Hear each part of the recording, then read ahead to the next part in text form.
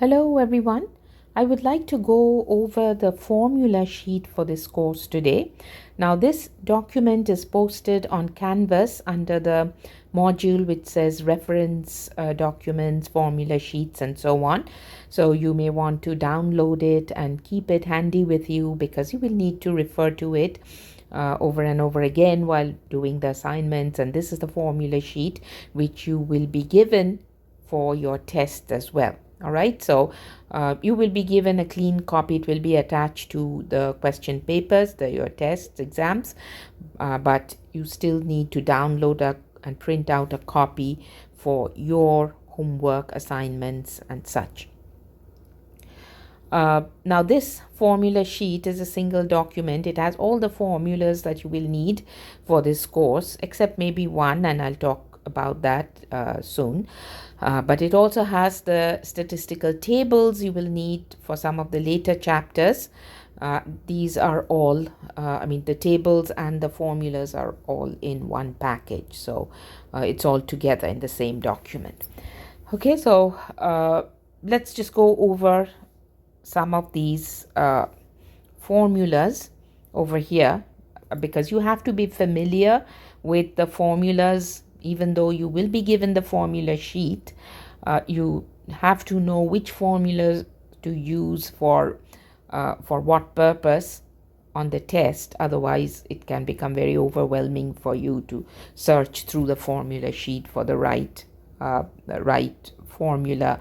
It can get confusing also, all right, because all the formulas are in this package. So we start with the sample mean formula. X bar is the notation for sample mean. It's sigma x divided by n. And then we have the population mean formula as well. Population mean denoted by the symbol mu. And it's also sigma x, or sum of all the x values divided by. You see an uppercase N for population mean. So uppercase N is used for population size, and lowercase n is used for sample size. Then we have the sample standard deviation formula given to us. The notation for the sample standard deviation is S, whereas for the population standard deviation, the notation is the Greek letter sigma. This is the lowercase sigma, right? It's different from the sigma, uppercase sigma, that we use for summation. Now the formula for the sample standard deviation and the population standard deviation are the defining formulas. However, I also talked about the computing formula, and I have used it in the worksheets, right? So you will need to work on a problem on the tests and in some of the exercises, worksheet exercises, using the computing formula. So since it's not in this formula sheet, what I will do is I will give you the formula next to the question where I want you to use the computing formula for standard deviation. All right, so don't worry, even if it's not there, it will be there on the test. On the test meaning on the next to the question. All right, then these are the formulas for group data. So if you are using, or if the data is given to you in a frequency table, you're going to use these formulas here for the sample mean and the sample standard deviation. So for if the data is grouped, then the formula is sigma x times f. That means you first have to multiply all the x values by their respective frequencies and then sum them up, and then divided by sigma f. Now sigma f is the sum of all the frequencies, is the sample size, is n. So it's essentially sigma f is the same as n. All right, and so same thing here for the grouped data sample standard deviation. Then we have a list of all the formulas you will use for the variations of the median, right? So we have the formula for range, max minus minimum, then interquartile range, IQR, lower limit, upper limit, and so on. And then these are followed by all the probability rules, the general addition rule, which we use for for cases where there is an intersection of events. So probability of A plus probability of B minus probability of A and B is equal to probability of A or B. And for the mutually exclusive events, we use the special addition rule. And then we have the multiplication rules as well on the right hand side. General multiplication, special multiplication. We use the special multiplication for independent events. And then we have the complementation rule and then the conditional probability rule. Then we go on to discrete random variables, discrete probabilities, and this is the formula for it, sigma x times probability of x, and then this is the standard deviation formula. All right, again, this is the defining formula for standard deviation, but you can use the computing formula as well for the standard deviation, all right, for discrete random variables. All right, so then we have the binomial probability formula. The binomial coefficient formula is used to find binomial probability n combination k, right? So that's why you need both. If you asked a question binomial probability, you have to know the binomial coefficient formula as well. Then the mean of binomial random variables, and then the standard deviation formula, and then finally we have the z values.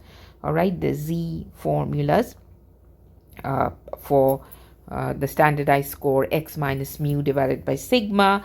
But if you're working with sample means, the x bar, then it's slightly different formula. It's x bar minus mu divided by sigma over square root over n. Now then we have a bunch of these formulas to find confidence interval. These are a part of the inferential statistics. All right, confidence interval, finding confidence intervals and performing hypothesis tests are part of inferential statistics. So z interval, t interval, we will go through this when we touch, or when we in the lectures, when we reach those chapters, those topics. These are the formulas for hypothesis, z test, t test. All right, so the confidence interval will have a z interval formula and a corresponding t interval formula. Likewise, the hypothesis test will have a z test formula where we use the z value, and then another one will be the t values. All right, and then we have some formulas for the z sample size and the t sample size. Now this is followed by the z tables. All right, so these are the tables you will use to find areas under the curve, or if you're given an area, you can use this, or you will use this to find corresponding z values.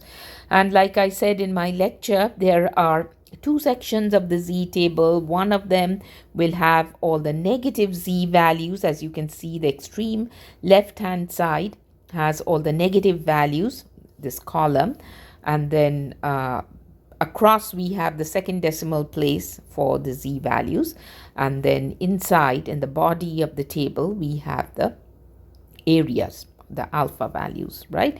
So first we have all the negative z values, and then we have a table with all the positive z values. So this is the table that you're going to refer to when you are working on areas under the normal curve. All right, and then let's go further down. This is the t table. This is the final table you will use for this course. There are more tables. If you go on to statistics 2 after this course, then you will learn about more tables, the F table, chi-square table, and so on, but it does not apply for this course. We just have the z table and the t table, and when we get to that point, we will refer to this table to find values, t values, or areas for pertaining to a particular t value.